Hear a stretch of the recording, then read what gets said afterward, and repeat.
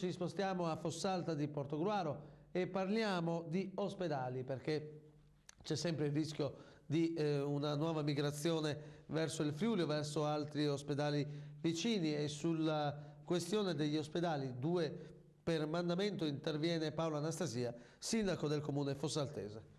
Paolo Anastasia, sindaco di Fossalta di Portogruaro, lei aveva manifestato la volontà tempo fa dai nostri teleschermi, in esclusiva, la volontà di non depotenziare l'ospedale di Portogruaro. Che 2010 si prospetta? Si prospetta un 2010 in cui bisogna assolutamente fare delle scelte.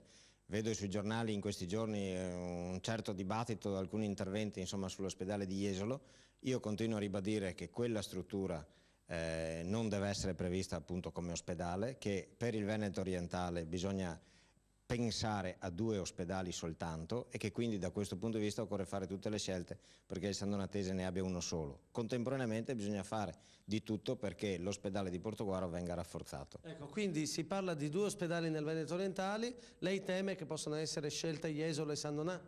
No, nel senso che al San Donatese, secondo me spetta un ospedale solo e quindi bisogna decidere o Jesolo o San Donà. Chiaro che dal punto di vista del bacino, secondo me, la soluzione ideale è San Donà. Molti da Fossalta di Portogruaro però vanno anche alla Tisana. Certo, per una serie di disservizi del nostro territorio ormai assistiamo a un utilizzo sempre più numeroso da parte di strutture friulane che tra l'altro impoveriscono, questo utilizzo impoverisce le nostre casse venete.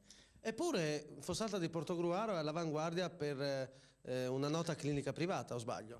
Certo, poi ci sono stati problemi di rapporto con la Regione Veneto che hanno tolto la convenzione a questa struttura, per cui questo, ripeto, ha impoverito le casse del Veneto. Quindi 1+1, queste somme non fanno sicuramente bene al territorio? Esatto, secondo me è ora di scegliere e bisogna che tutta l'area del Veneto orientale faccia una scelta, che non ci siano campanilismi e quindi che si programmi effettivamente per il futuro.